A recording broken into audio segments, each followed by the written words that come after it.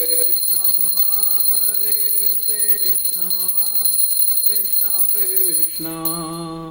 हरे हरे हरे रामा राम राम हरे हरे।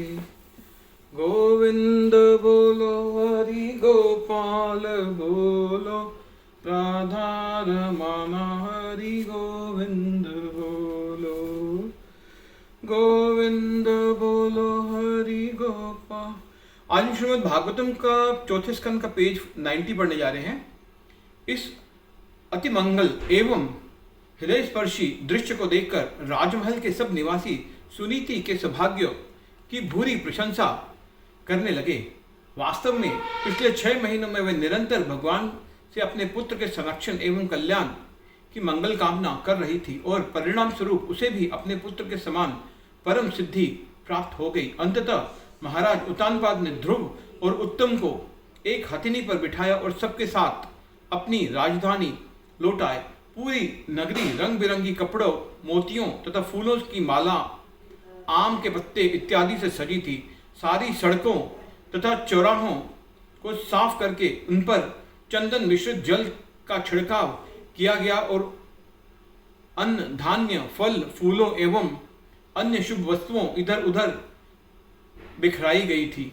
जब ध्रुव की सवारी उन मार्गों से गुजरी तब स्त्रियों ने एकत्र होकर स्नेहपूर्वक उस पर अन्न, नवअंकुरित घास, फूल तथा फलों के टुकड़े बरसाकर उसे आशीर्वाद दिया। तत्पश्चात ध्रुव अपने पिता के राजसी महल में रहने लगा। महल में संगमरमर की दीवारें मूल्यवान रत्नों से जड़ी थीं और वहीं रखी सुंदर स्त्रियों की मूर्तियों के हाथों में चमकते हुए दीपक रखे थे। कमरों के अंदर का सारा साज सामान सोने से बना था और महल के इर्द गिर्द बने बगीचों में स्वर्ग से लाए वृक्ष लगे थे। वहां निर्मित सरोवर रंग बिरंगे कमल पुष्पों से पूरित थे तथा हंसों, चक्रवाकों एवं अन्य पक्षियों से युक्त थे। उन सरोवरों तक ले जाने वाले सीढ़ियां मरकतमणियों से जड़ी थी। अपने ऐसे महान पुत्र को की देखभाल करने से महाराज उत्तानपाद का हृदय असीमित संतोष से भर गया। जब ध्रुव थोड़े बड़ा हुआ उस समय ब्राह्मणों एवं मंत्रिमंडल एवं प्रजा की सहमति से उत्तानपाद ने ध्रुव को राज सिंहासन का कार्यभार सौंप दिया। अपनी बढ़ती अवस्था को देखते हुए महाराज उत्तानपाद ने वानप्रस्थ स्वीकार किया और आत्म साक्षात्कार के उद्देश्य से वन में प्रवेश कर गए। कुछ समय पश्चात ध्रुव महाराज का विवाह प्रजापति शिशुमार की पुत्री भ्रमी से हुआ और उसके गर्भ से उन्होंने कल्प और वत्सर नामक 2 पुत्रों को जन्म दिया। ध्रुव महाराज ने वसुदेव की पुत्र इला से भी विवाह किया। इस पत्नी से उन्हें उत्कल नामक पुत्र तथा एक अति सुंदर पुत्री की प्राप्ति हुई। एक दिन उत्तम, जिसका अभी तक विवाह नहीं हुआ था, आखेट खेलने हिमालय के वनों में गया। वहां एक मुठभेड़ में एक शक्तिशाली यज्ञ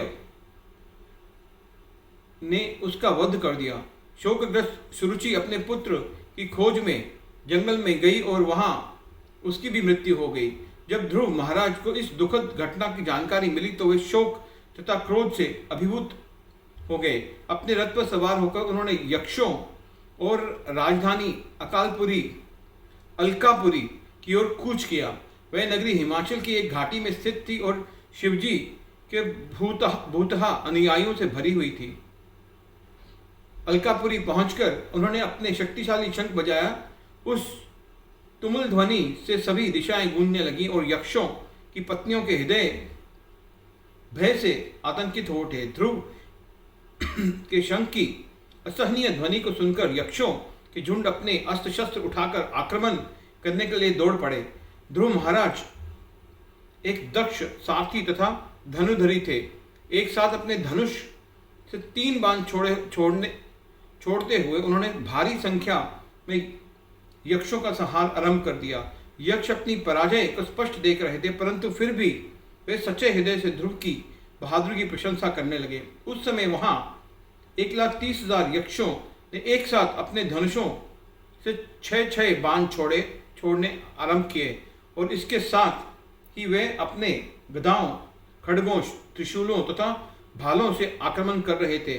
परिणाम स्वरूप ध्रुव उसी प्रकार बाणों की वर्षा से आच्छादित हो गए, जिस प्रकार कई बार मूसलाधार वर्षा पर्वतों की आच्छादित कर उसे छिपा देती है। हरे कृष्णा कृष्णा।